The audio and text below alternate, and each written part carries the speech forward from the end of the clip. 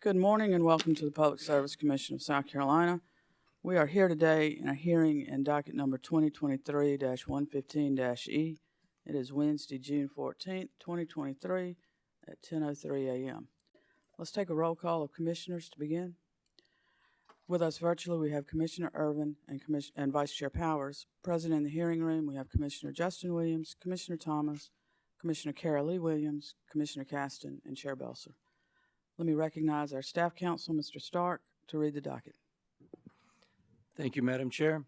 Madam Chair and other commissioners, we're here for the proceeding in docket number 2023-115-E. This matter concerns the application of Dominion Energy South Carolina, Inc. for a certificate of environmental compatibility and public convenience and necessity for the construction and operation of the Jasper-Okatie 230 kV line number 2, the Okatie-Riverport 230 kV line, the Riverport 230 kV substation, and associated facilities. Madam Chair, this proceeding has been scheduled for hearing at Wednesday, June 14th, 2023 at 10 a.m. in the offices of the Commission.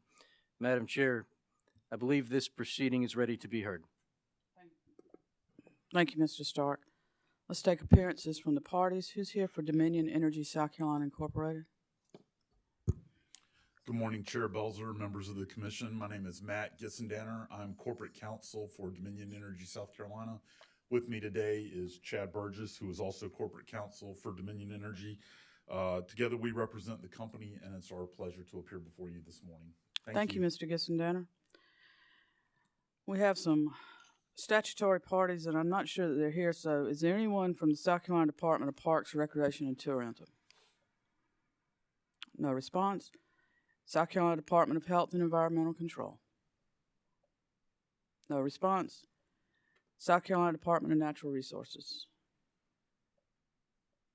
No response. South Carolina Office of Regulatory Staff. Thank you, Madam Chair, members of the Commission. My name is Ben Muschin. With me today is Josh Alston, and we were here today on behalf of ORS. Thank you, Mr. Muschin. Gentlemen, y'all know the layout. I need you to talk into a microphone. You're welcome to stay seated, which is a bit unusual for attorneys, but just as long as you're talking into a microphone, you can stay seated or go to either podium, wherever you're most comfortable. Any preliminary matters before we begin this morning? Mr. Gissendanner. Chair Belser, the company would request to move into the record as the first hearing exhibit the application and exhibits that the company, exhibits A through D, that the company filed on March 31st, 2023, and to include with that the letter and missing Exhibit A, which was figure 2.3-9, that the company filed on April 4th, 2023. Okay, Exhibit A will be part of that. Yes. Exhibit. I just want to clarify. So it was filed later, I understand. It was filed later, and it's part of Exhibit A. Okay, thank you. Any objection? No objection. The application and accompanying exhibits will be marked for identification as hearing exhibit number 1 and received into the record of this case. Anything further before we begin? Mr. Gissendanner, please present your case.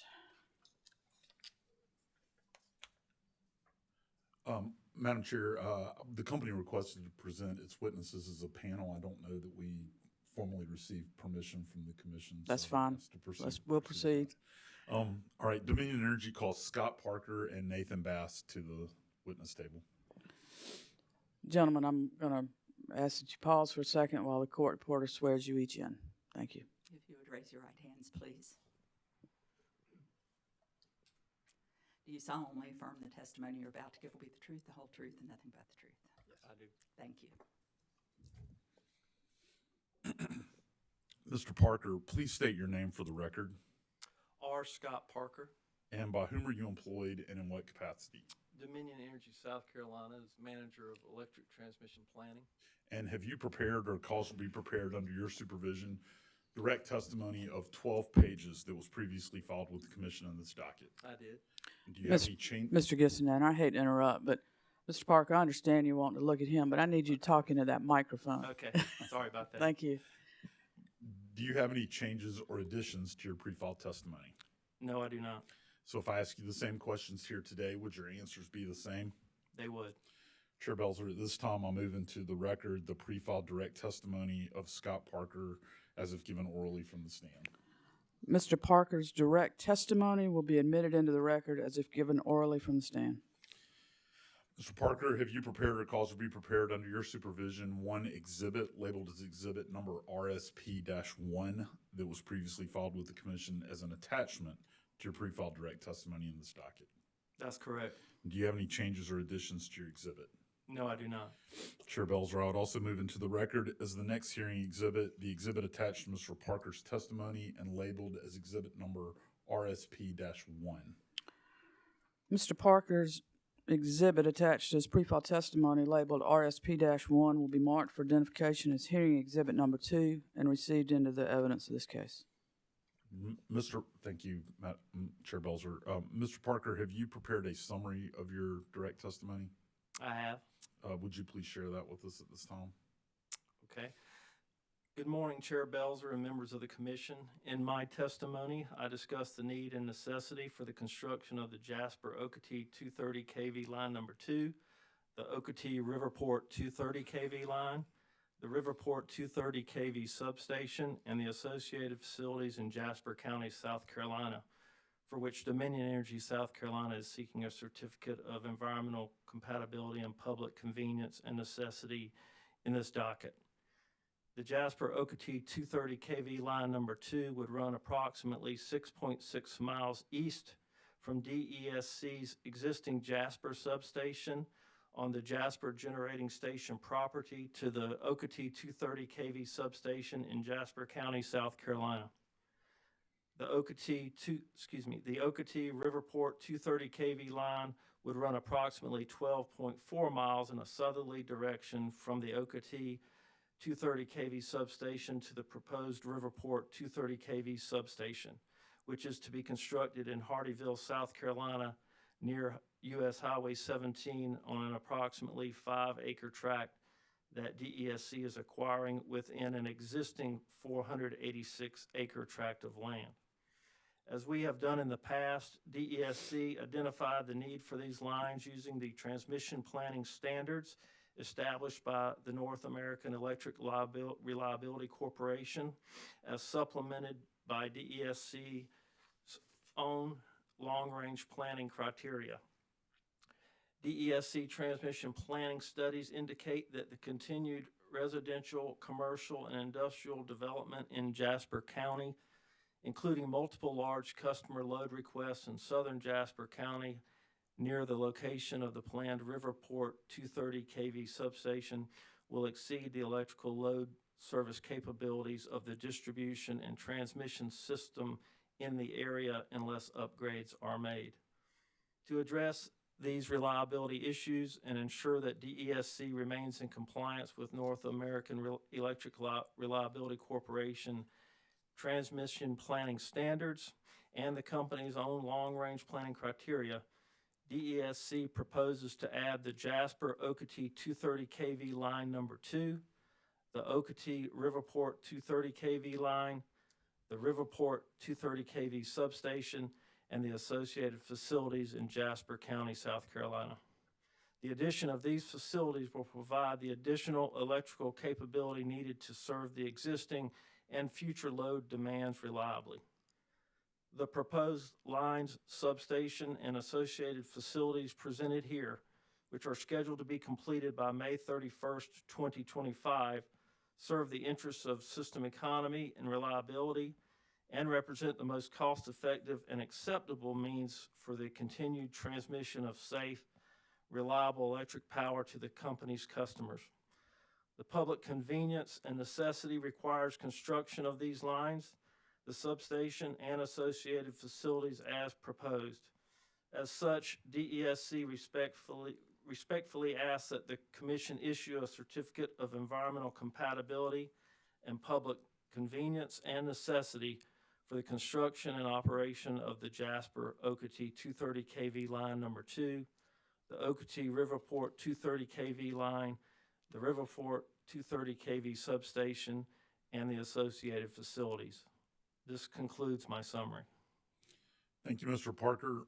Mr. Bass, please state your name for the record. Nathan Bass, And by whom are you employed and in what capacity? employed by Pike Engineering as the manager of the Facilities Planning and Siting Department. And Mr. Bass, have you prepared or caused to be prepared under your supervision direct testimony of 14 pages that was previously filed with the commission in this docket? I have. Do you have any changes or additions to your pre-filed direct testimony? I do not. So if I ask you the same questions here today, would your answers be the same? Yes. Chair Belzer, at this time, I'll move that the pre-filed direct testimony of Nathan Bass be read into the record as if given orally from the stand. Mr. Bass's pre-filed direct testimony will be entered into the record as if given orally. Mr. Bass, have you also prepared or caused to be prepared under your supervision one exhibit labeled as exhibit number NVB1 that was previously filed with the commission as an attachment to your pre-filed direct testimony in this docket? I have. Do you have any changes or additions to your exhibit? No, I do not. Chair Belzer, I would also move into the record as the next hearing composite exhibit, the exhibit attached to Mr. Bass's testimony and labeled as exhibit number MVB1. I also understand when we filed the exhibit, we filed the Word version, and then we filed the Word text, and then we filed the exhibits separately. I understand that the court reporter has organized the exhibits in their proper place, and so we would like the compiled exhibit that she's prepared be moved into the record. But the compiled exhibit that she's prepared is What we filed is is what? we just filed. We filed the narrative text, and it had placeholders for, say, figures, exhibit Right. A, exhibit B, and she went in and slotted exhibit A. Exhibit and they're B. on the DMS listed Yep. separately, and it's a mess. But Yes. anyway, other than that, Yes.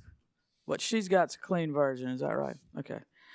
Mr. Bass's exhibit labeled NVB1 will be marked as hearing exhibit number 3 and received into the evidence of this case. Thank you, And as Chair. long as you're clear with the court reporter on what the exhibit is, I'm fine. Thank you, Chair Belzer. Mr. Bass, have you prepared a summary of your direct testimony? I have. Would you please share that with us at this time? Yes. Good morning, Chair Belzer and members of the Commission. As the company's siting and project permitting consultant for these lines, I am the author of the transmission line siting and environmental report for the Jasper-Okatie 230 kV number 2 and the Okatie-Riverport 230 kV and associated facilities, dated March 2023. This report is an exhibit to my direct testimony and details the research and studies conducted regarding the environmental, land use, cultural resource, and visual effects of the lines and the associated facilities. In summary, the report concludes that the proposed facilities will have no significant adverse impacts to land use, soils, wetlands, streams, flood zones, wildlife, protected species, cultural resources, visual resources, population centers, environmental justice, or aviation. The short and long-term impacts to the environment, if any, as a result of the construction and operation of the facilities are anticipated to be limited to the immediate area where structures are installed and areas where any new access roads must be built. However, DESC anticipates that no permanent access roads will be required since access will be achieved within rights-of-way or planned roads associated with the development of the area. DESC continues to coordinate with SC DN and U.S. Fish and Wildlife Service to identify the presence or absence of, avoid impacts to, and or mitigate effects to state and federally listed threatened and endangered species prior to and during construction. DESC will obtain all required state and federal agency concurrence and approvals regarding protected species prior to the start of construction.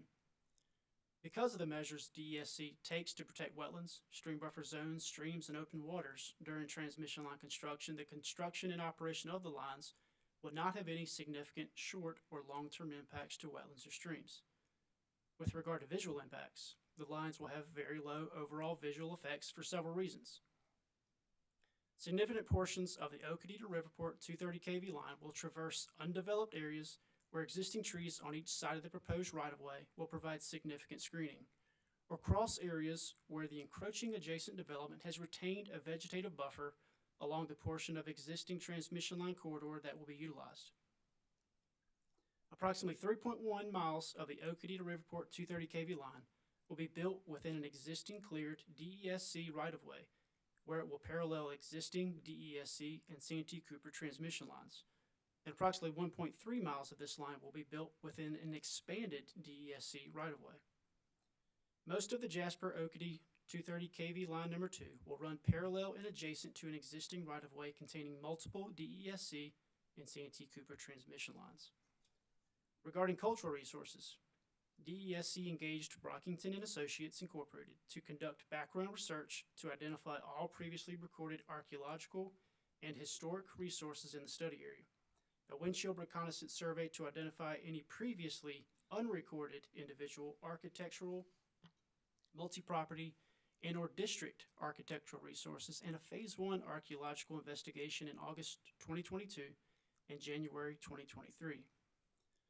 Background research and an examination of the previous reports identified 15 previously recorded archaeological sites located within the project corridor. Visual examination and shovel test excavations during the Phase 1 archaeological investigation confirmed 11 previously recorded sites and identified 3 previously unrecorded archaeological resources. Brockington determined that of the previously recorded 15 archaeological sites and 3 field survey sites discovered, only 3 are eligible for the National Register of Historic Places and should be avoided or will require additional management considerations for the construction of the proposed lines. DESC will design the lines and prepare access plans to avoid any possible impacts to these 3 NRHP eligible sites. Brockington concluded that no individual historic architectural resources, historic districts, or archaeological sites will be impacted by the proposed lines and associated facilities, including the Riverport 230 kV substation. In short, the selected routes for the lines minimize the effects to the broadest range of evaluation factors, including the environment, land use, cultural resources, and aesthetics, and no adverse impacts to environmental or cultural resources are anticipated. This concludes my summary.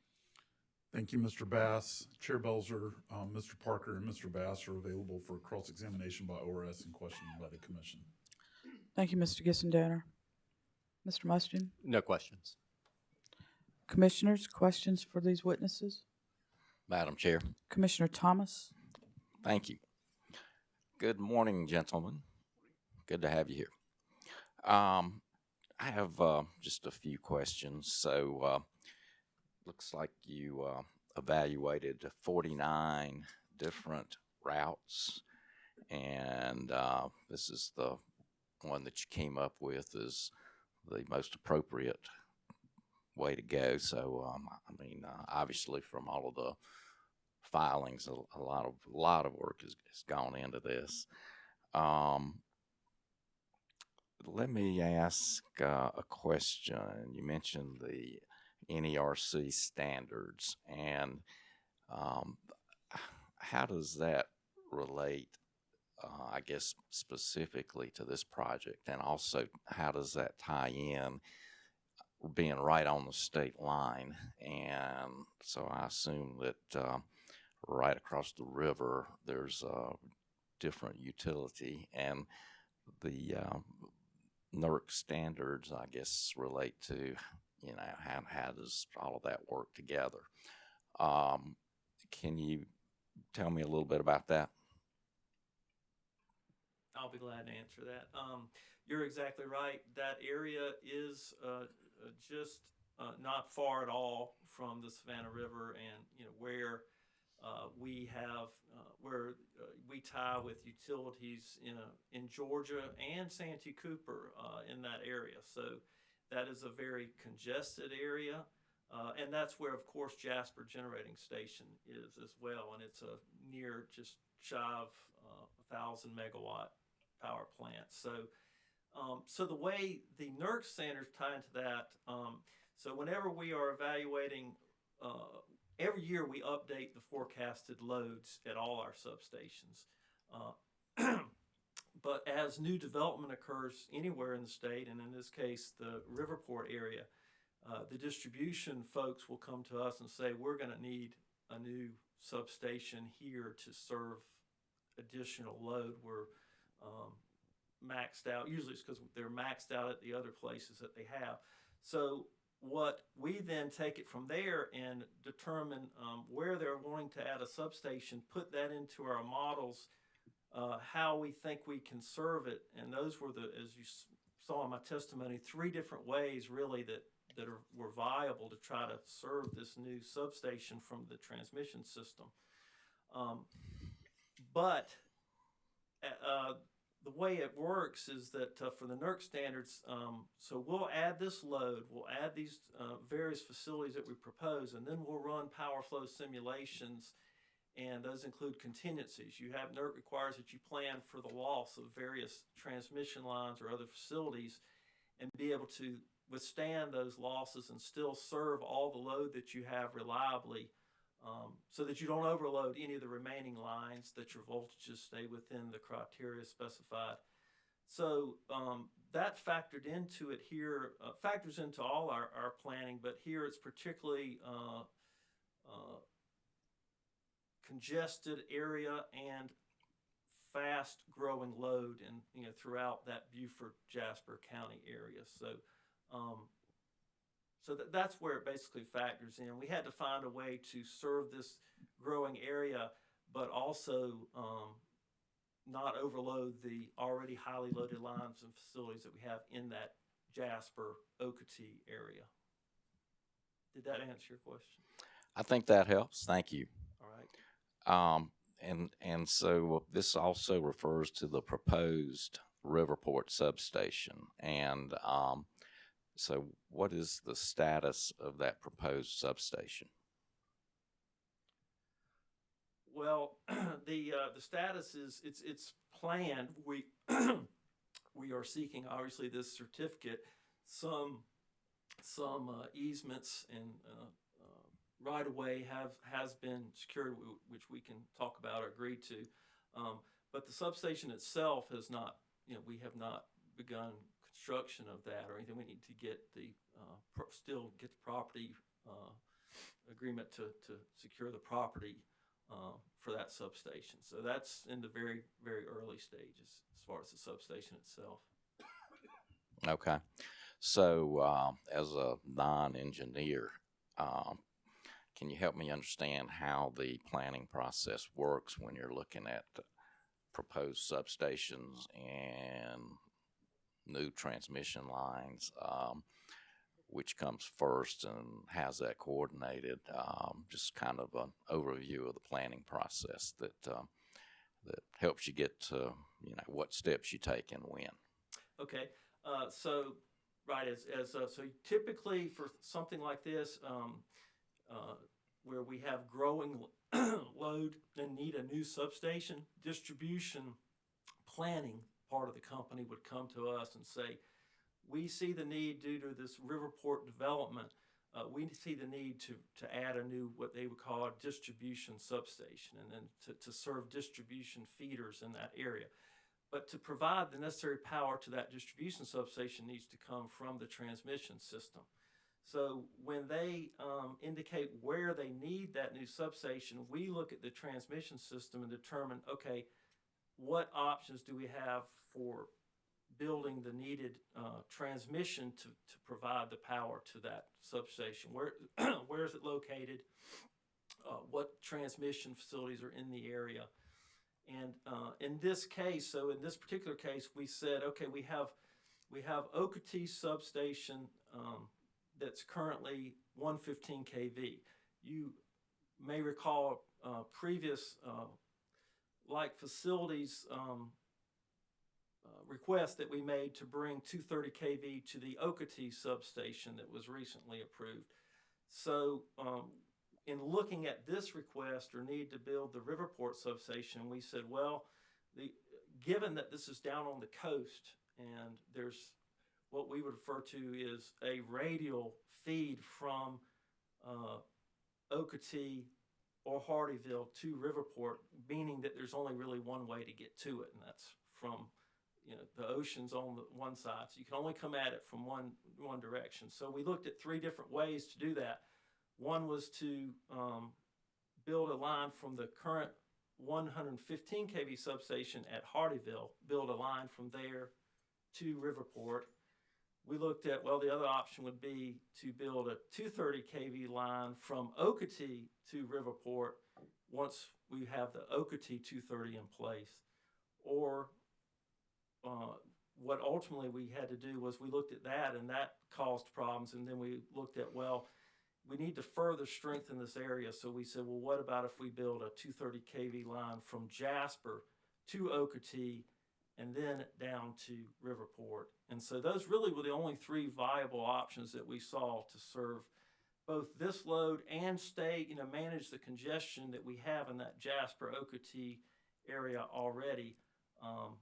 And ultimately, that third solution, which we propose here, was the only one that under various contingencies did not have overloads of the existing 230 and 115 kV lines that we have in place now, and or voltage problems in the Beaufort area, just due to the sheer amount of load we have down there in the and continuing to grow. So we run those simulations basically to evaluate those facilities in various years, and we look at winter peak, summer peak, off peak. We look at a high solar. We look at a lot of variations to make sure we're not missing anything. But and then we look, when we do these simulations, what, if any, violations of the NERC criteria we have, and then we look to solve them. And that's the three different solutions we came up with to try to evaluate which of these proposals will solve all those criteria that NERC requires, and we have our own criteria that we have to meet. So I hope, did that answer your question, or do I need to go over something more that maybe didn't cover? No, I think that's helpful. I appreciate it. The Jasper Station generating facility, about how long has that been in service, and any ideas about how much longer it may continue to be useful? That's a big plant. Oh, put me on the spot here. The Jasper, I believe, I was around then, but I believe it's been just around 20 years, give or take, that plant was built and that substation was built. And then to your second part of that question, absolutely, Jasper will continue to be. It is a very efficient plant. It can move very quickly up and down, so it's very helpful this day and age when you're trying to account for variable generation from solar. And it's so it will be a valuable, I should say, plant for us going forward for many years. And certainly as we seek to look at retiring some of these other coal plants, this one will remain very valuable to us for many years. Okay. And you mentioned the development that's occurring in the Riverport area. Can you tell me a little bit more about that? I'm not very familiar with this area, so what's really driving what's going on? Well, the Jasper area, so Beaufort County is adjacent to Jasper, and that's, of course, where there's been a ton of growth. Jasper County has not had, until recent years, had not had the growth that Beaufort has. But I don't know if you've seen Jasper County is now the number one fastest growing county in the state on a percentage basis. I think that's based on the last 3 years coming out of the census from 2020 to 2023. I think it's also one of the fastest growing in the country, just on a percentage basis. So a lot of retirees, a lot of people moving to the area. But there's also have been a lot of industrial, what we call economic development projects looking in that area. We've had, just in the last 2 years, more than a dozen different projects, I'd say, looking of various sizes, everywhere from 75, 80 megawatts to 20 megawatts, looking in that particular area. To date, we haven't landed any of those, and one factor in that is there's just not the infrastructure to provide the load that they're looking for in that area. So it's a very an area that a lot of industrial development is interested in, but there's a lot of residential and commercial development just from retirees, moving to South Carolina from all over, really all along the coast, but Jasper County as well. But this area is a little further in the exhibit that we had. It's a little further. It's down in the very far reaches, down at the very bottom corner of the state, right? Right before you, not too far from Savannah, just over the state line. Okay, thank you. That's helpful. But that's all I have at this time. Thank you, Commissioner. Commissioners, further questions? Commissioner Caston? Thank you, Madam Chair. Good morning, gentlemen. I was trying to write as I was listening to Commissioner Hedden's question. And the last statement I think you made, something along the lines, lack of infrastructure basically is hindering potential larger manufacturing or industrial opportunities. Is that what I heard you say? That's one factor. Is that lack of infrastructure, is that electrical, water, sewer? I mean, what's the infrastructure lacking? Well, yeah, I can't speak to the other utilities, water or sewer or otherwise, but that may play a factor. Obviously, this area is seeing a lot of growth, so I would be speculating that there's catching up in infrastructure in those areas that need to be done, but I can only speak to the electrical infrastructure. And I just want to be clear, we get a lot of economic development requests, and there's a number of things that go into it, and you don't land all of them, of course.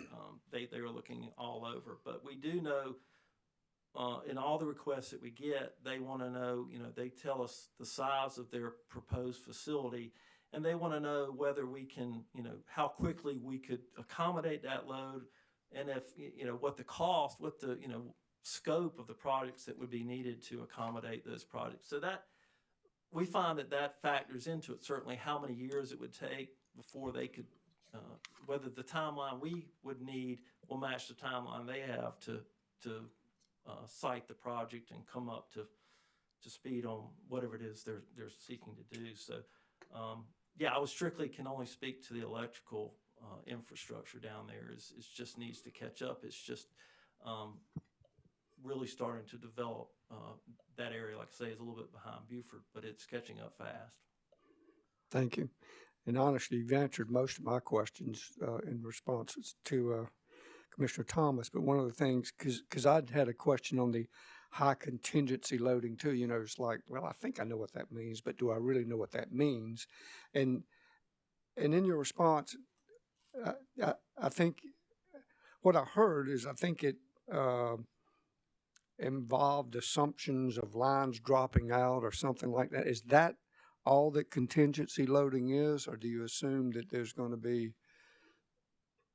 X percentage of demand on it, or you lose the ability to put a certain amount in?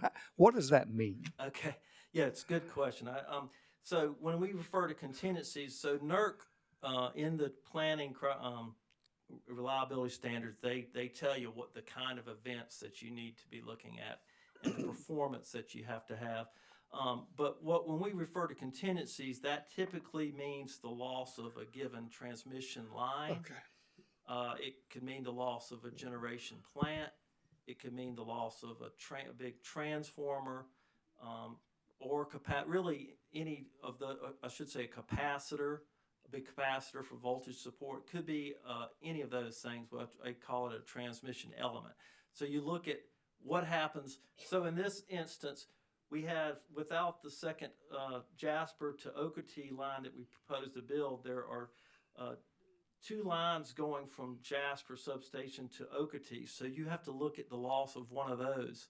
And in some cases, you have to look at the loss of two facilities in some of the contingency analysis that you have to do. So obviously, I think from past testimony, I remember you're had been in the water industry, but as you take avenues or lines away, it's got to flow on the remaining facilities. So that's how these things overload, because when you say, okay, we've lost this transmission line, that power, the demand is still there to be served. So it has to flow through the remaining lines and transformers that you have, and that's where you get into the overloads, because as that load grows, there's fewer paths for that power to take and still maintain the voltage, and the facilities can only carry so much current.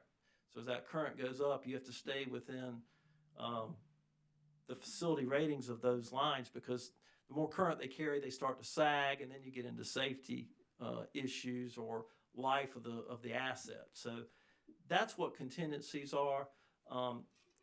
To your question about, do you look at load variations? Those aren't contingencies, but those are, NERC does require that you look at, some sensitivities about high load.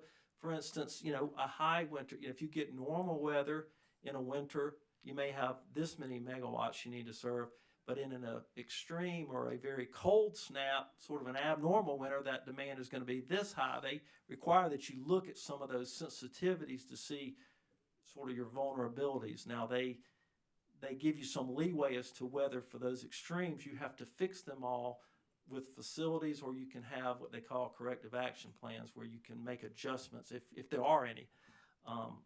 But FERC and NERC are looking at, in the wake of extreme weather that we continue to see, making some of those extreme cases that mandatory that you solve them, not just sensitivities or one-offs that you have to sort of evaluate and just see where your system may be weak. So, so did I answer all the parts of your question? Yes, I think you did, and Okay, and quite well. The high contingencies, since this is relative to distribution, I guess transmission lines and a substation. The high contingency requirements as far as lines dropping out, are these high contingency requirements you're talking about and that we're looked at here specifically just for the transmission, or does it consider the generation also, or is that like a separate thing? Well, let me make sure I understand it. The generations at Jasper certainly is a factor in the output of Jasper, is what contributes to the high, the loading on these two lines that go from Jasper to Okatie. But as Commissioner Thomas mentioned, that given its location where we tie to Georgia, there's high flows just as a matter of the way the physics and the grid works. There are usually high flows coming in from, you may have heard this before, Georgia into South Carolina. And so what that means is that, so there's power flowing from this Jasper to Okatie substation, not just to serve the load, the growing load in that Beaufort and Jasper area, but it continues on into the state and goes on towards Charleston, Myrtle Beach. But all that, because it's a network, all that factors into our assessments when you run these simulations. So when they're already sort of pushed to the max, and then you want to add more load in this area, that's what typically at some point drives it to, it may have just been just below the threshold of what's acceptable, to driving it to now over the threshold, because you're adding a little more and a little more flow on these limited facilities in the area, to the point where they're no longer within the thresholds that NERC and Dominion prescribed for safety and life of the facility. Sounds like you're trying to force more water through a smaller line. Exactly, and you need more lines, or bigger lines. Correct. And is it safe to assume that since this is, say, in the coastal plain, and we're prone to hurricanes, is there a different standard? I mean, I know you have the NERC, but I'm saying, is there anything different about the requirements on the coastal plain than in the upstate of South Carolina? Not currently from the standpoint of the NERC standards, although there's a lot of proposals out there from FERC, the federal, who NERC answers to, about new requirements for studying extreme weather, whether that's extreme cold, extreme heat, more stronger hurricanes, whatever that may be. They're still kicking around proposals of what that may look like. There's not additional requirements as far as, given the low country for us in South Carolina would be more, vulnerable to events like that. But we take it into account just from the standpoint of maintenance and what we're, we understand that in those parts of the state, we're going to need, that they're going to have to be able to withstand those kind of events. But the criteria is no different as far as you'll have to look at more things or more scenarios, at least not yet, because of where it is. But we certainly understand that those areas are going to have to withstand those kind of events. And, we pretty much, and even in this project would only do, for an example, would only do steel, structures that can withstand those kind of events. Okay.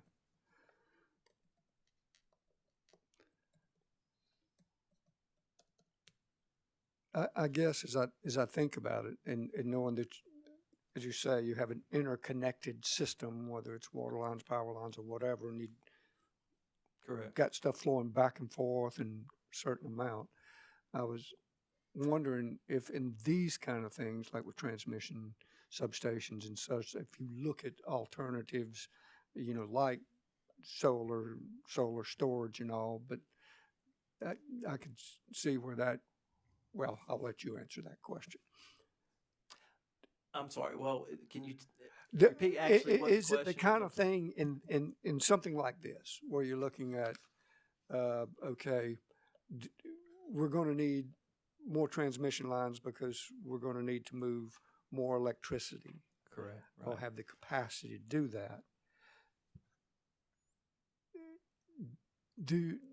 Does the planning process consider alternatives like, okay, if we had another generation source here, whether that's solar battery, or whatever, we could reduce I don't know, maybe the length of lines, the size of lines, and I don't know if that's even practical.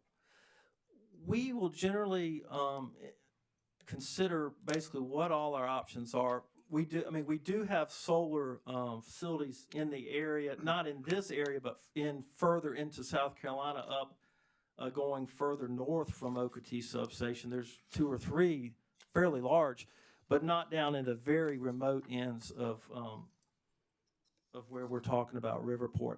Batteries, of course, we are looking at batteries where they may make sense, not just for generation, but they can be a transmission asset. The problem with batteries, though, you need to be able to charge them as well, and so that creates a load on the system. But no, we don't see batteries or solar for this particular project is really not viable. But in a general sense, we would look at that, but not in this case. Just really not something, not with the growth that we're seeing and just sort of limitations in the area that we have. I understand. And Mr. Bass, I'm not ignoring you. I just can't. I have a couple more questions, and I think they would be to Mr. Parker, but feel free to jump in if you want to. I think it was in your testimony, Mr. Parker, where you talked about approximately 5-acre site for the substation, and you'd mentioned a 486-acre tract, and I was wondering when I read that, like, okay, is Dominion acquiring the whole 486-acre tract, or just 5 acres of a tract that's 486 acres? The latter is just 5 acres for this particular substation. We did reference a 486-acre tract, but I guess that was just for context. The specific need for the substation is just the 5 acres. Answers my question, all my questions, and thank you for being here, Mr. Bass. Very thick study you had. Thank you very much. Thank you, Commissioner. Commissioners, further questions? Commissioner Carolyn Williams? Thank you. Good morning to both of you. Good morning. I'm going to start with a question that's almost at the other end of the spectrum of what Commissioner Thomas asked about, and this is more of a curiosity. Kind of, how does this analysis and need, and is it reflected in your IRP planning? For understanding that this is a real specific need, but in the broader picture, did the IRP anticipate the kind of growth that is happening and the needs that might be necessary in this section of the state? Does that make some sense? It does, and that's a good question. We certainly transmission discussion in the IRP has gotten more prominent in recent years. And in years past, you know, transmission was, if mentioned at all, it's just a very small section. But I think where the difference comes, so yes, to answer your question, the folks doing the forecasting of our service territory for all the growth that we see would have, you know, to the degree they know it, you know, and can see it coming, will build the load growth that we're seeing in Jasper and Beaufort and really all over in our service territory in those forecasts. What they don't do in the IRP specifically is that, and this comes into play for coal retirement too, is they're looking at demand, you know, megawatts, not so much location, but just here's what the system needs and here are the resources to meet that. Where it becomes a bit different in transmission is location, is like real estate, or location is everything. So I think to answer your question is the growth and the need for this growing load is built into those IRPs. It's just that you don't, not to the degree of, well, it's here where we don't have a substation currently. You don't really get to that detail. But we are, maybe I didn't mention in one of the other answers, these simulations we're doing every year and getting these various needs from other parts of the company, we're looking out 10 years. So we're trying to plan for when the needs, when and where they will be, and with time to meet them. But that's really where I think, to answer your question, you just don't see that specific locations in the IRP. But the demand is, you know, the big demand growth is built into those forecasts. And of course, they're revising them every year. But yes, they're in there. They're just not down to the precise locations where and whether we have transmission there to build to serve it. Did that answer you? Absolutely. Okay. Related to that, in the IRP, there's a lot of discussion about generation. There not being generation, as much generation in the coastal area. With the conversation about transmission and Georgia and power flowing, and as well as this particular application, does this help provide redundancy, resiliency to the needs that are being worked on elsewhere from a generation perspective? The answer is yes and no. Okay. So yes, it definitely, to the piece about resiliency and reliability, we're just like we did for Okatie, and then with this project, we're bringing 230 kV support to the area. So that strengthens, the higher the voltage, that helps both serve the needs that you're serving from the 230, but it builds up and strengthens the lower voltage 115 kV in the area too. So it all benefits. But adding this project to add load to that area obviously doesn't help in the sense that, back to your point, so, and that's kind of the argument I've made when I'm involved in some of the discussions, and we're doing a lot of analysis about coal retirement. A lot of these coal plants that are remaining are in the areas of greatest growth. So, you know, in a perfect world, you want the generation to be where the load is, so that then you don't have the long transmission to get it there. But again, this is growth in an area where we don't really have we have generation at Jasper, but the lines it's, I think we said in my testimony, it's about 7 miles from Jasper to Okatie, and then another 12 plus miles from Okatie to Riverport. So yes, we have Jasper in the area, but the lines to get we only have 2 lines getting it from point A to point B, and then when you have to factor in contingencies, you're down to too few. But so to answer your question, it's more growth in the area that will just further stress the system, even though it seems like Jasper is just upstream of there. But like I said, this just adds more load that's trying to flow on those same lines that are limited coming from Jasper to Okatie and then on to Yemassee into the state. But it certainly brings more reliability and resiliency because there will all be steel poles, hurricane strength, more lines into the area, more higher voltage into the area that we haven't had in years past. That will all serve to strengthen the area now and in the future. Thank you. How are your transmission costs allocated to the customer base? That is a bit out of my purview. Okay. We estimate the cost and the time. Once it gets into rates, we'd be way out of my depth. I'm sorry. No, I understand.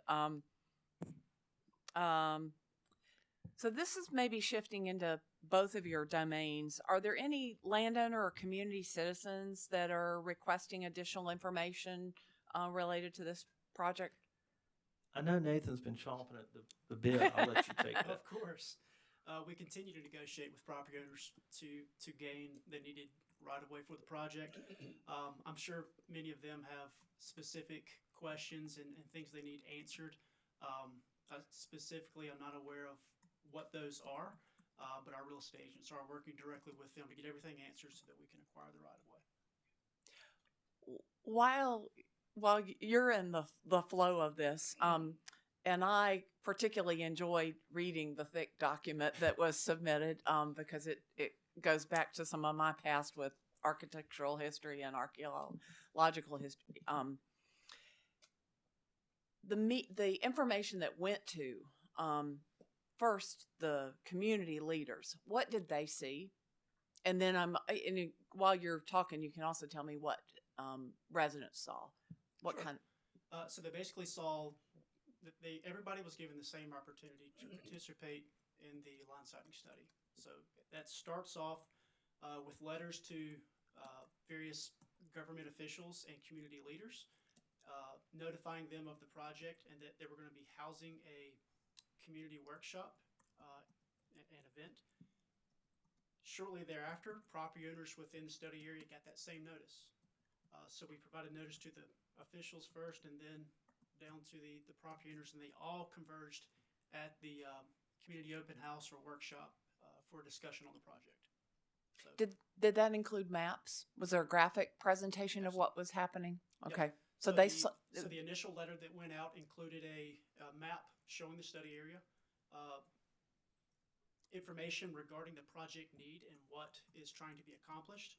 And then at the community workshop, we had a series of maps that detailed how the line sighting process is being conducted, which community and environmental features are being considered, what factors are being considered, and then the next steps in order to acquire and build the line. Are there any outstanding concerns that you're aware of? I don't have any specific outstanding concerns. We're continuing to negotiate with property owners, and things seem to be moving forward.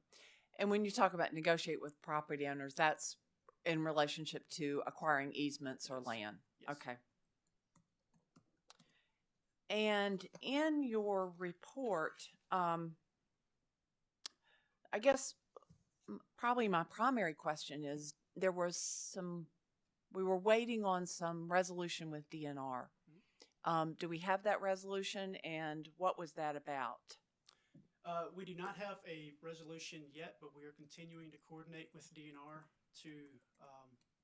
for a path forward. And what the What the issue is making sure that we appropriately account for any protected species issues that could occur in the study area, so that, you know, our process in discussions with DNR is to determine whether or not there is suitable habitat for those species in the area. So that will involve field reconnaissance from our biological teams. And if there is suitable habitat, doing additional studies to see if those resources are actually present.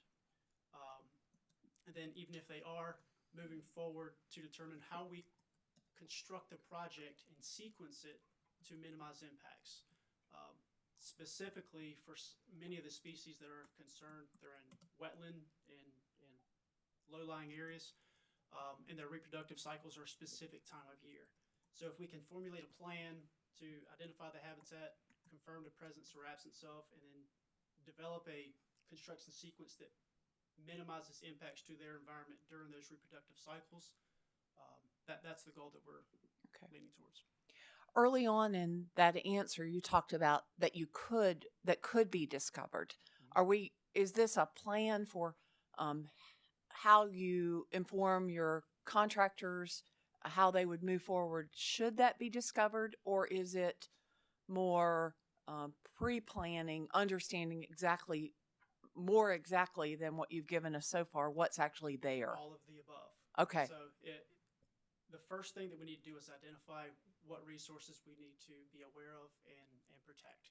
And so that goes into our project planning with our access and erosion control plans, and then working with those state and federal agencies to figure out a avoidance and minimization process.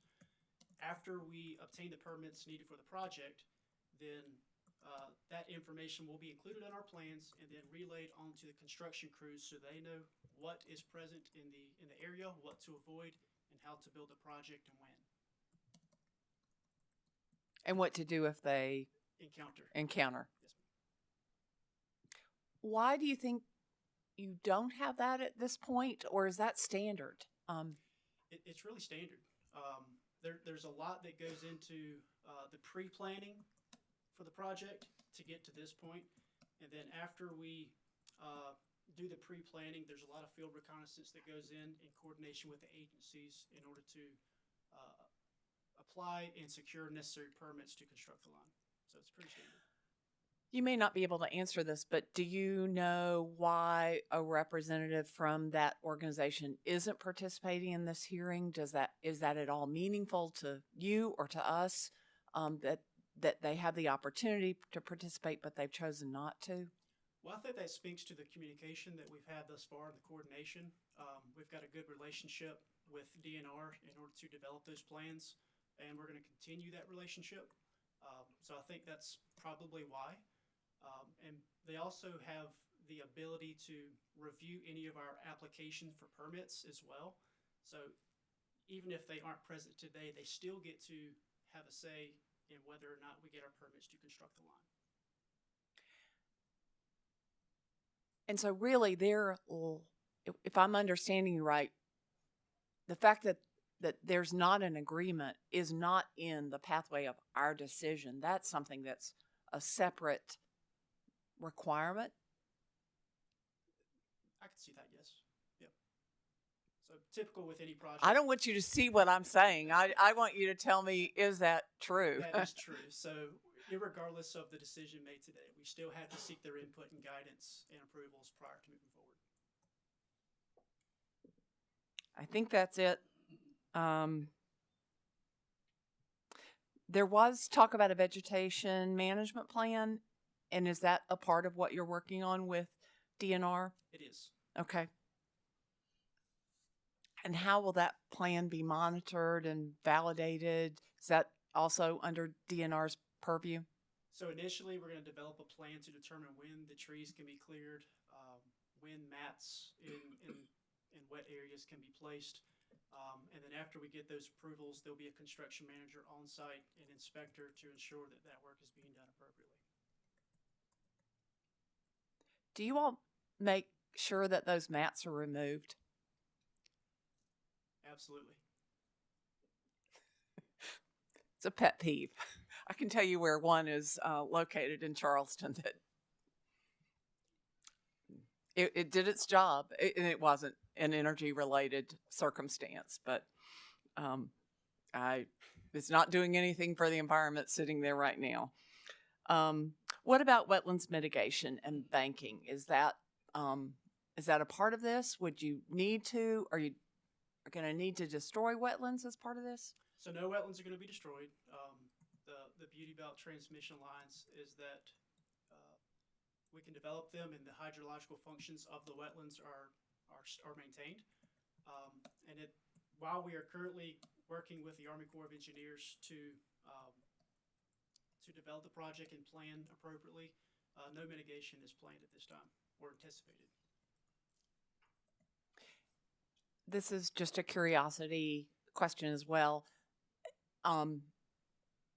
As you looked at this, was part of the evaluation where there might be land where there are conservation easements or where conservation land is being targeted by the State Conservation Bank?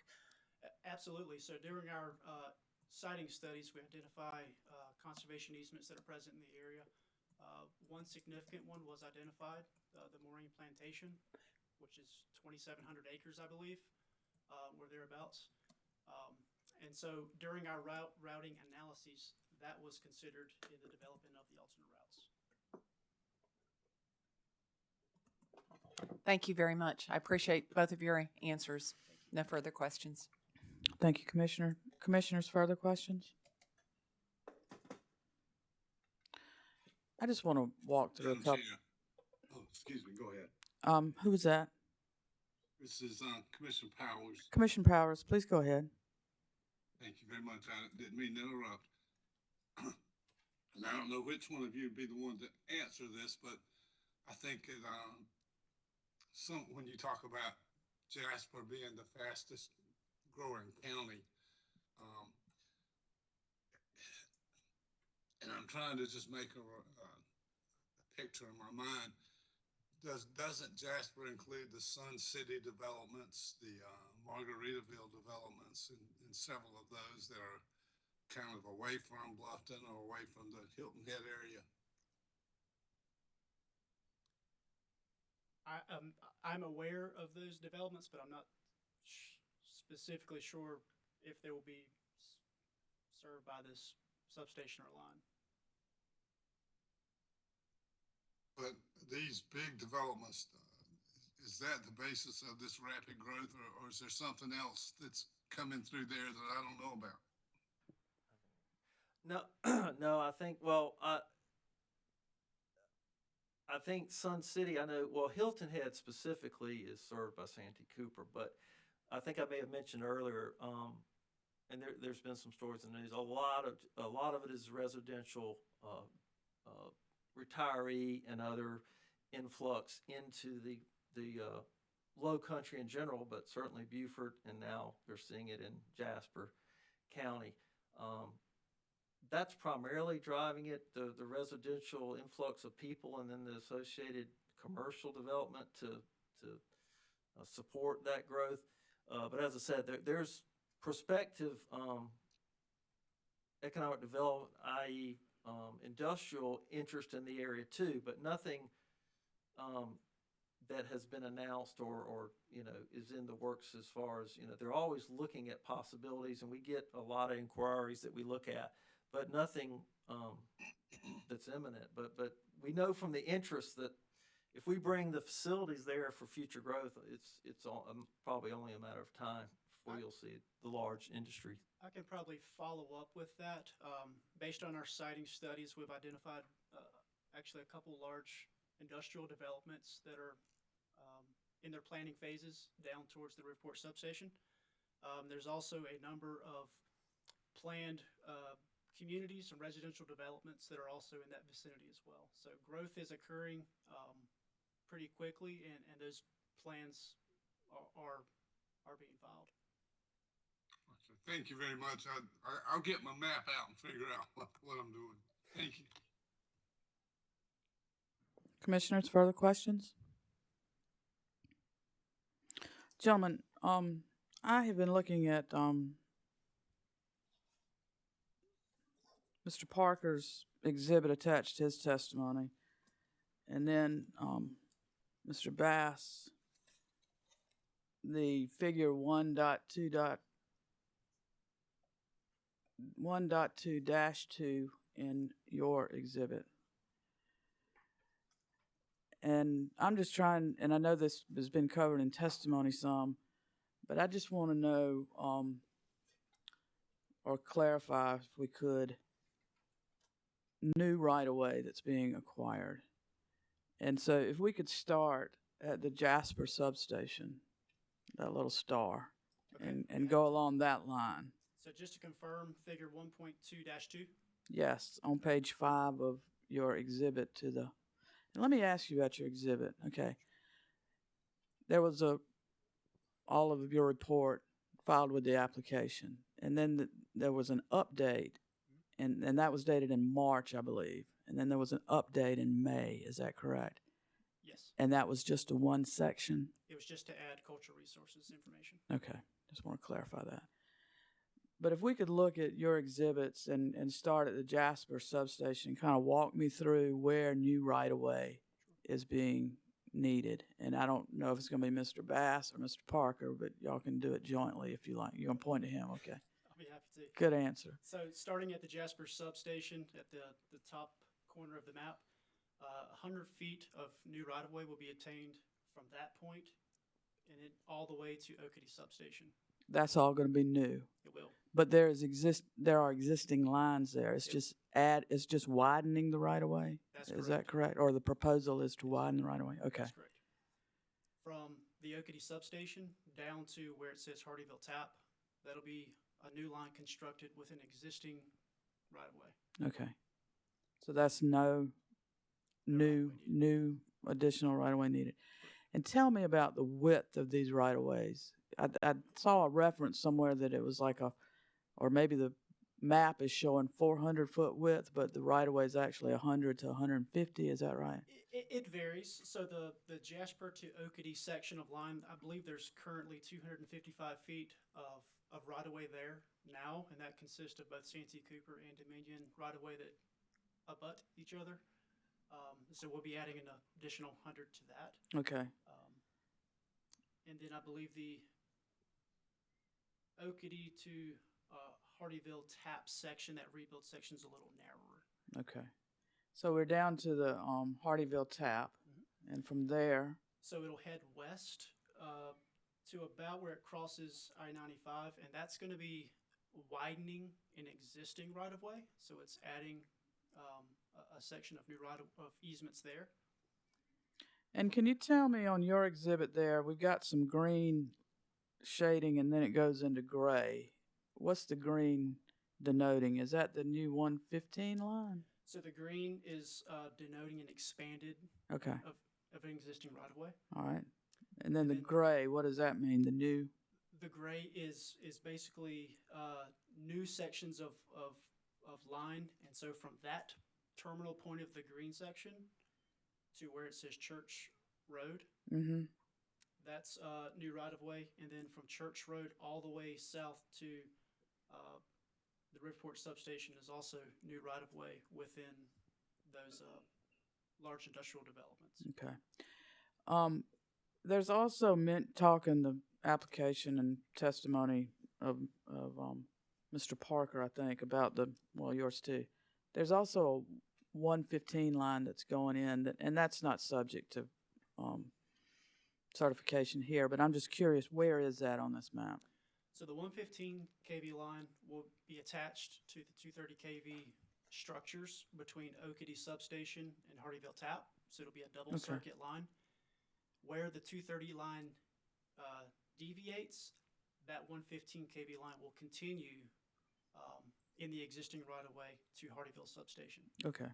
So it's just between the Okatie substation and the Hardyville substation? That's correct. Okay. Thank you. I think that's all I have. I think Commissioner Caston got some of my other answers clarified for Mr. Parker, so thank you very much. Commissioners, anything further for this panel? Madam Chair. Commissioner Irvin. Thank you. Wanted to follow up briefly on with Mr. Bass. you actually are an employee of Pike Engineering LLC, is that correct? That's correct. And are you assigned to work with Dominion on all projects or just on this one? I am a contractor, and they've contracted with us just for this single project specifically, but we do other projects for them as needed. And I guess you've worked with them in the past on various projects. Yes, sir. Is that right? How many years have you been with Pike? I've been with Pike since 2011, so a little bit more than 12 years. Great. One of the things that was mentioned, I believe, is that you all are looking out about 10 years based on the future needs. Did I hear that correctly? I said that, yes, that's correct. That's pretty standard for most utilities currently is 10-year outlook. Although, as I mentioned, FERC, along with extreme weather, they've got some proposals out there to maybe require that we look further. But 10 years is currently the length of, it's a rolling to every year we extended another year. Right. I'm just wondering, do you think there might be some value in going out further than 10 years on your planning, since we know this is a high growth area and likely will be a future need is probably going to be more than perhaps in other areas of your service area. So would it make sense to go out 15 or 20 years in your planning process? Well, there's pros and cons. And in FERC's proposal, we made comments about it's not that we only do studies out 10 years, but whenever we plan or build anything, we consider longer term than that. Often we'll, for instance, if we know we need a new 30 kV line in some places, especially if we know while we're there, it just makes sense to allow for it to carry 2 circuits. We'll make arrangements for a future second line, even if we don't run the conductor, but when we're building the structures, while we're doing that, we'll allow for that future growth. That's one reason. Well, one of the reasons for the 230 line here is that, the main reason is that the 115 option would not satisfy the NERC criteria. But the other thing 230 does for the area is it does bring that allowance for future growth, because without getting too down in the weeds, with the same amount of current, higher voltage can serve more load than lower voltages can. So I just want to be clear, even though we're only looking out 10 years specifically in our studies, we plan for the long term beyond that. The other thing I'll say is that, and in our comments to FERC, is we find that 10 years is enough time for us to build and plan, build, get the necessary permitting. So much is changing, though, with EVs and distributed generation. The danger with doing studies and making plans beyond that is, had we gone back 10 years, we couldn't have necessarily predicted all the things we're doing. And we have over 1,000 megawatts of solar. We wouldn't necessarily have envisioned that. So it's just like a weather forecast. The farther down ahead that you look, the error gets greater. So there is some value in doing it, but there's also some drawbacks as well. So but the IRP, for instance, looks 20 years out. So it's not that we're not planning for that, but for transmission facilities, we're only doing studies for 10 years, but we plan for the long term, 10 years and beyond, when we build these things. Did that answer your question? Yes, and that's good to know. I'm glad that you're looking past the 10-year time window, because what we see sometimes is, of course, over time, the cost of construction increases, as do the cost of copper wire and other cost of concrete, for example. I think you said you're going to put concrete structures in. All those things are subject to going up, and it might be the long-term interest of ratepayers if perhaps you could extend that 10-year window. I understand your reasoning for it, but I did hear you say, or one of you say, that it goes from 230 to back down to, was it 110 at some point as you proceed north? 115, yes, at the, at Okatie. The bulk of the Beaufort area there is served from a 115 kV line, and currently there's only 115 kV there at Okatie. You've approved, and we have plans to what we call fold in one of those 230 lines that goes from Jasper on north to Yemassee, fold that into Okatie and bring 230 there, which will strengthen that area. But, and then the other thing that you, Commissioner Belzer, mentioned about that's in this application that's not a certificate needed, but the new 115 line at Okatie down to Hardyville will allow us to split up some of all the load in Bluffton that is currently being carried by one 115 line, so that we allow for more, when there's outages, we have more options for restoring load, and it's not all on the one line that goes from Okatie at 115 to serve all these areas like Pritchardville, Bluffton, May River that are just really, really growing. So yes, 115 is the predominant voltage, but we're bringing 230 to serve more load and strengthen the 115 that's in the area. Very good. Thank you for those responses, and I have no further questions, Madam Chair. Thank you. Commissioner Caston? Just a quick follow-up in your, I guess, response to Commissioner Irvin relative to longer-range planning. You mentioned, I think, or stated that the IRPs were typically 20-year plans. Is that correct? Is that the way Dominion views them, or? Well, I guess I should be careful in talking about, I may not have that exactly right. I'm not an IRP expert. It's at least 15, I think 20, but, Good enough. That's my understanding. It's a longer than a 10-year look, because they levelize the cost. I did that in a previous life when I first started with the company, but way many years ago. But you know, they look at levelizing those costs over a longer horizon. But for transmission, the studies are only done for 10 years out. Well, I started to ask you the question first. Are you very involved with the IRP planning now, just to kind of, help that response, I guess? Not we are help getting you, a lot more involved in the IRP, certainly with coal retirement, and certainly as distributed generation has taken off and where these things are.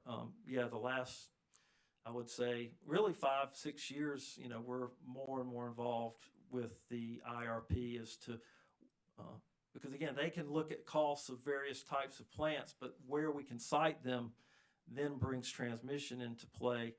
And so you almost can't do it without, and we're not alone in that. I mean, pretty much all utilities, I think, are brought more and more transmission into play when you're trying to, because again, the difference is location is everything for transmission.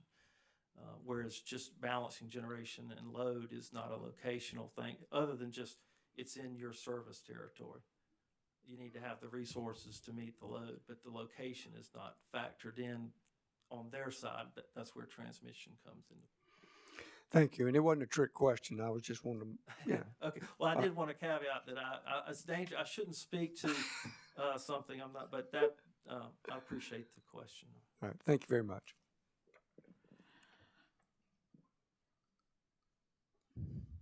Mr. Gissendaner, any redirect? No redirect. Thank you. Gentlemen, thank you for your testimony this morning. You may stand down.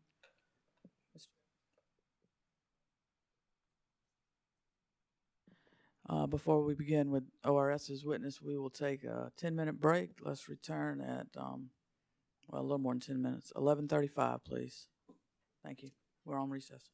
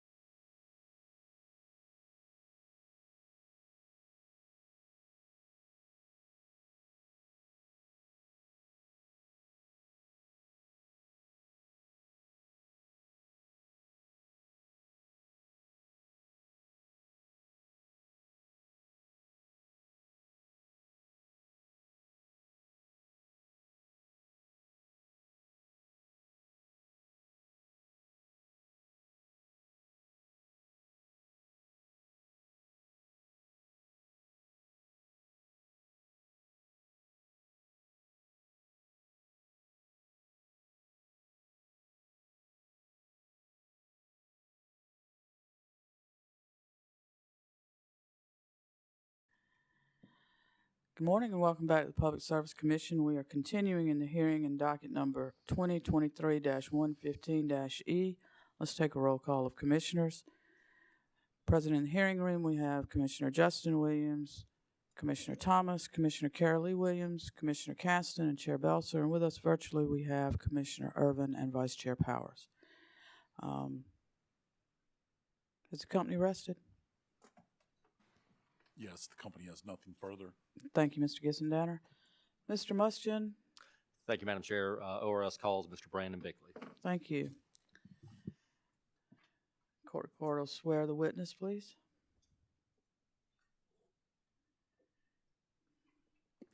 Do you solemnly affirm the testimony you're about to give will be the truth, the whole truth, and nothing but the truth? I do. Thank you. Mr. Bickley, please state your name for the record. Brandon Sinclair Bickley. Okay. And by whom are you employed and in what capacity?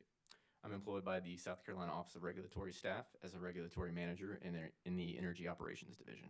In connection with this proceeding, did you prepare or cause to be prepared 10 pages of direct testimony without exhibits? Yes, I did. Okay. Do you have any corrections, additions, or deletions to that testimony?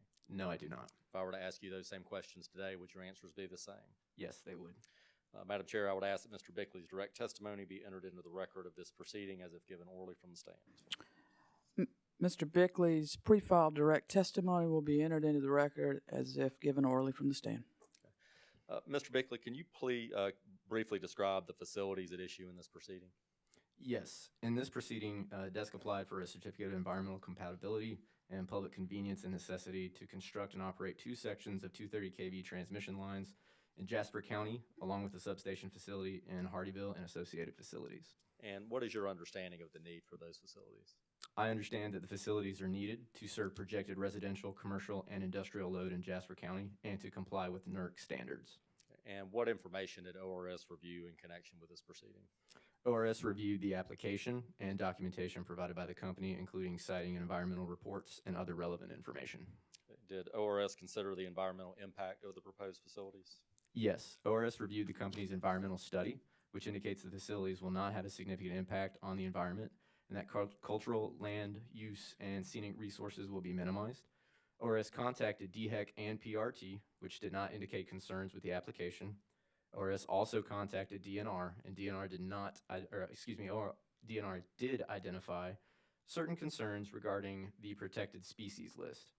DNR advised they were in discussions with the company about how to address those concerns. The last update from DNR indicated that the company was working on a plan to address DNR's concerns and that the company had already taken additional measures to provide more information to DNR. Okay. And has the company secured the necessary rights of way for the facilities?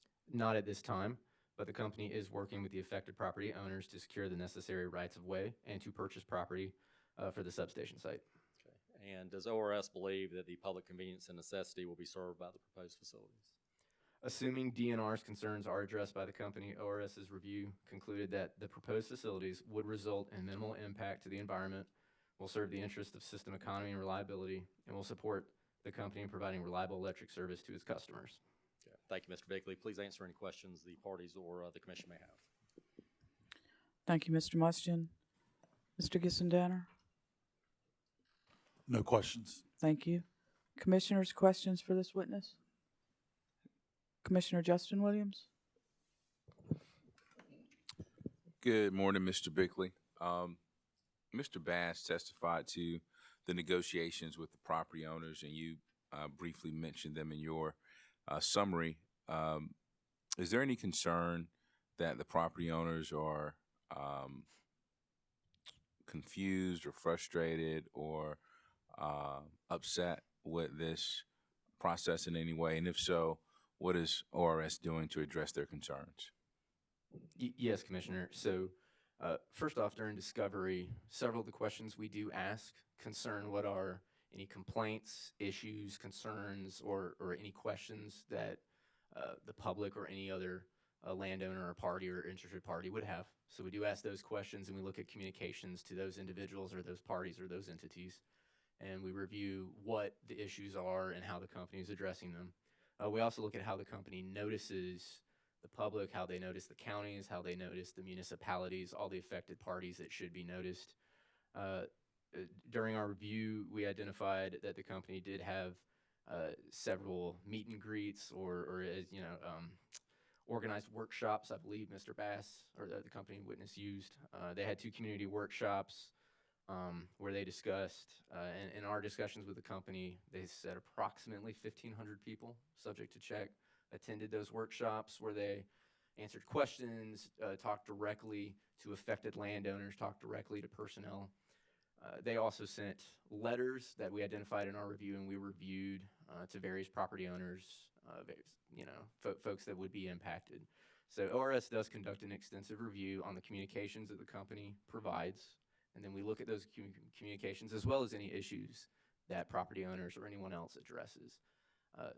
Something else I will add is ORS does have we do have a department that addresses concerns by the public, that they're free to go to ORS's website and give ORS a call, for lack of a better term. And our folks at ORS are capable of handling their questions and helping resolve matters as needed. Thank you for that. So acknowledging that no process is perfect, what the company did here, in your opinion, is fair and reasonable to the impacted parties or impacted customers, I should say? Based on our review, yes, Commissioner. Okay. And while I understand that you review the company's actions and complaints, are you aware of any of the impacted customers making complaints to ORS? At this time, I am not. Our Consumer Services Division hasn't relayed any of that to me. And I should have specified it's our Consumer Services Division that the general public can call and ask questions. Okay. So let's just sort of walk through a fact pattern here. In this particular case, Mr. Bass and his team, they're going out and working with the community, negotiating rights of way. How would that impacted customer know that they could call ORS if they had a question or concern? As I said, you can see that on our website, Commissioner, and I know that we are being more active. Now, this goes outside of my purview, my duties per se with ORS, but we do have public relations folks that have their own department that work on social media and other platforms to get the word out, who our ORS is, what we do, what we're about, and how you can contact us. But again, that goes outside of my scope.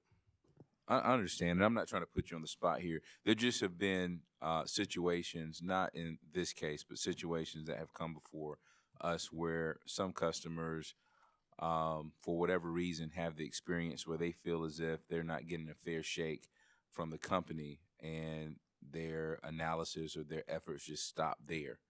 And I'm just wondering how, not saying that's the case here, but Mr. Bass obviously is doing a great job based on your review. But let's just say you had that difficult customer out there. If they didn't like their interaction with Mr. Bass, it seems as if they would have to just, there's nothing on the printed material that Mr. Bass offers that notifies the customer that says, hey, if you don't like what I'm saying, or if you feel as if I'm not conducting myself in a professional manner, then call ORS or make a complaint here. Similar to I don't know if you see many of these anymore, but sometimes trucks have placards on the back. How's my driving? If you want to report my driving, call this number. Is there something like that available in this process? So, Commissioner, when we reviewed the application and we reviewed the communications the company had to the customers, in looking at any specific complaints customers had, we did ask those specific questions for the purposes of this proceeding. And so we did actually follow up in discovery. Matter of fact, we asked approximately 31 discovery questions with subparts, and we sent 3 separate discovery requests to the company. So as we get more information, we'll dig deeper. And while some customers had concerns and they relayed those to the company, the company does have a path forward based on our review to address those concerns. And I don't want to take words from you, Commissioner. I don't believe I said that they're doing a great job, but I don't want to disparage. Those are my words. Those are my words. Those are my words. So far, I think they're doing a great job. I haven't heard anything opposite of that. So understanding the issues that are outstanding. Just work with me here. Have some patience. I'm trying to frame my question, or maybe it's more so of a statement. Here's my concern. It seems as if the commission doesn't have the ability to do much to address issues that are existing, or if they are existing. We don't know if they're existing or not. It seems as if we only hear about them after the fact. For example, if there's a rate case that comes in the next couple of years and this line is installed and some folks have some bad experiences, not saying that they would or that they are having them now, but let's hypothetically, we wouldn't hear about it until the public testimony. And that's a bit frustrating to me, because there's nothing we really can do about that at that point in time. So is there any way that we could, if there are issues that are existing, is there any way they can be addressed before we make this decision? So with specific concerns for customers, I'm not sure I have a response to that for you, Commissioner, how to address a specific customer response at this point in time before the hearing is concluded and then you have to render a decision. But with regard to, and please correct me if I don't answer your question correctly, with regard to not just this proceeding but other proceedings, I can tell you that ORS, my opinion, we do a good job with outreach, trying to reach customers. We will attend public hearings. We will send folks, not just from our Consumer Services Division, but someone from my group will attend if it deals with electric or gas. So then that way, if there are technical questions of a specific nature, we're there to address those. We do try to attend all meetings like that where customers would be there, and we try to make ourselves available as best we can. Now, that's not to say that we can't improve on that. I'm sure there's ways to improve on that, like any process. And I do sit next to our Consumer Services Division, and those phones are ringing pretty frequently. So I do get to hear some of the conversations they have. And I've even had conversations passed to me, just to get a little more personal with it. I've even had the Consumer Services Division send a call to me where there's a very technical question involved to help address that for a customer.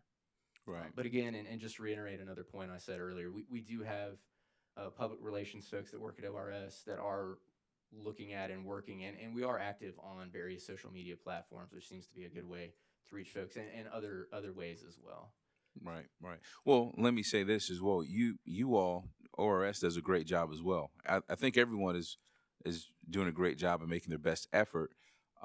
Considering perfection is hard to obtain, sometimes it seems like there's some folks that fall in the hole or in a gap from time to time. At least that's the way it seems when they come before us.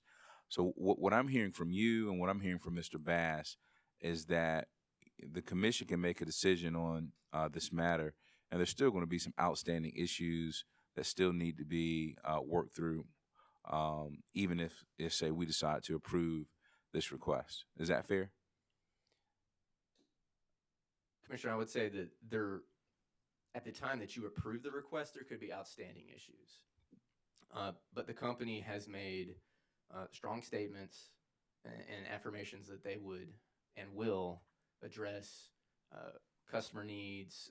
DNR was mentioned earlier, to address all needs that are required of the project. Yes, sir. And I believe them.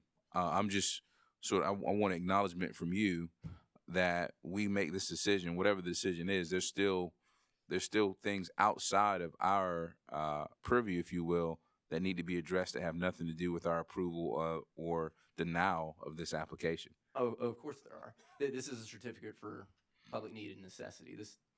The lines haven't been constructed yet, right? And then costs for those lines aren't even considered here. That's something that happens in a future rate case. Mm-hmm. All right. Thank you so much. You're welcome. That's all I have, Madam Chair. Thank you, Commissioner. Commissioners, questions?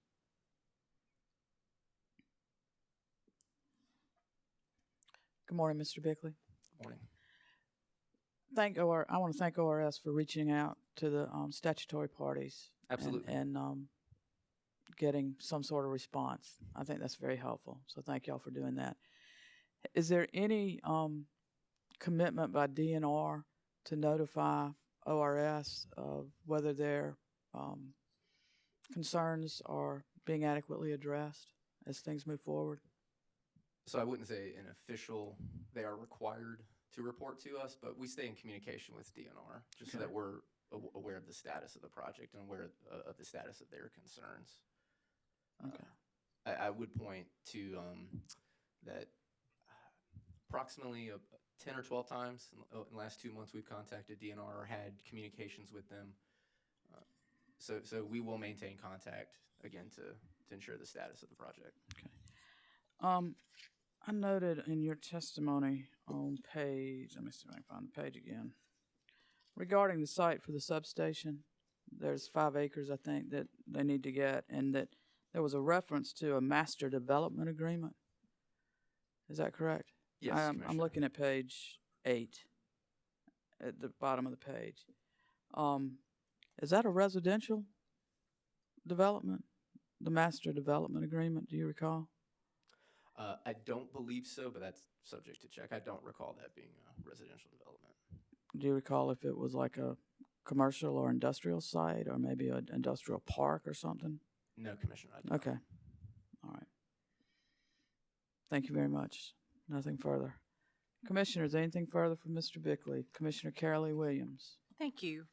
I also had noted the master development agreement, so I'm going to read the sentence because I think I know what you meant. And this is at the bottom of page 8. Dominion Desk noted further that the purchase of the 5-acre substation is under contract pursuant to a master development agreement. Would that be a master development agreement that was a condition of sale? Or would, I realize you may not know. No, Commissioner, I don't. That's a little outside my scope. Okay. I thought I'd double check. And then in the question and answer that you had when you were giving us your summary, I think there was a question about assuming that DNR met their obligation, would this certificate of need be appropriate? That kind of gets back to the question I was asking earlier. Do we make this, from your understanding of law, do we make this decision knowing that that DNR process is still happening? Is that appropriate? Yes, that is correct, because in parallel to this process, Commissioner, you have permitting, extensive permitting, right, where you have DNR, PRT, DHEC. If you cross a river, you have the Army Corps of Engineers. Right. You might have EPA concerns. So there's a lot of other factors going parallel to this certificate request. Right. Thank you. I appreciate the clarification. Absolutely. No further questions. Thank you, Commissioner. Commissioners, further questions? I can't see if your light's on. Okay. Mr. Mustian, any redirect? No redirect. Thank you. Mr. Bickley, you may stand down. Thank you very much for your testimony. Thank you, Commissioner.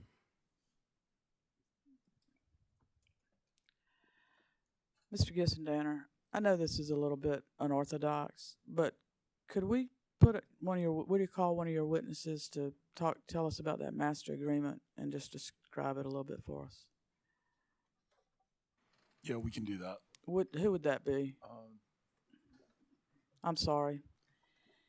I should have asked it earlier. Or do we have an answer?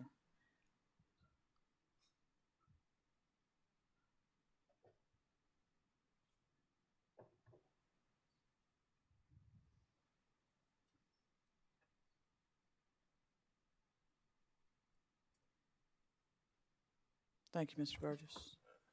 We'll recall Nathan Bass. Thank you, Mr. Gissendanner.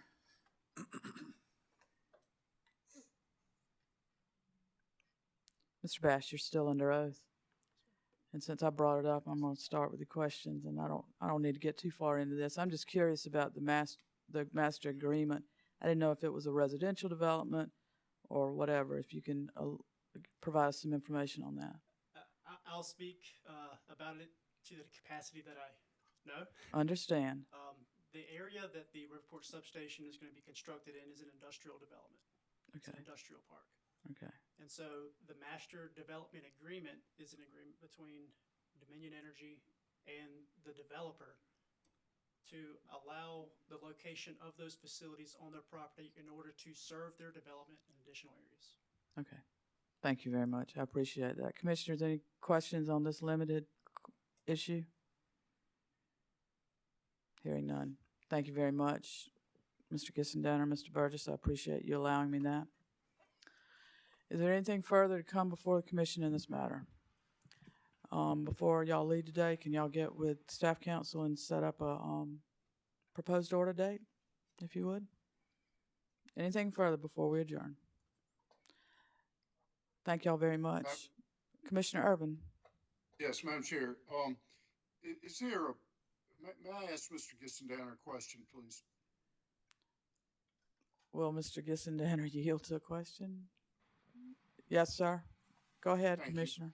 Thank you. Mr. Gissendaner, is it possible that Dominion Energy South Carolina could notify the commission once the Department of Natural Resources concludes their review of the project? Is that a possibility? Just so we'll have some indication going forward that it has been approved by DNR? Allow me 1 second.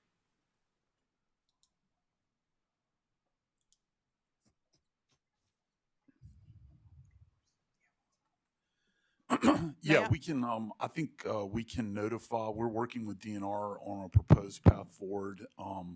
And once we have that proposed path forward, we can certainly notify the commission of that. Thank you very much. Nothing further, Madam Chair. May I ask a clarifying question on that? I don't mean to, but the way I was following the testimony, it seems like that's an ongoing process, is it not? And I see some heads nodding, and if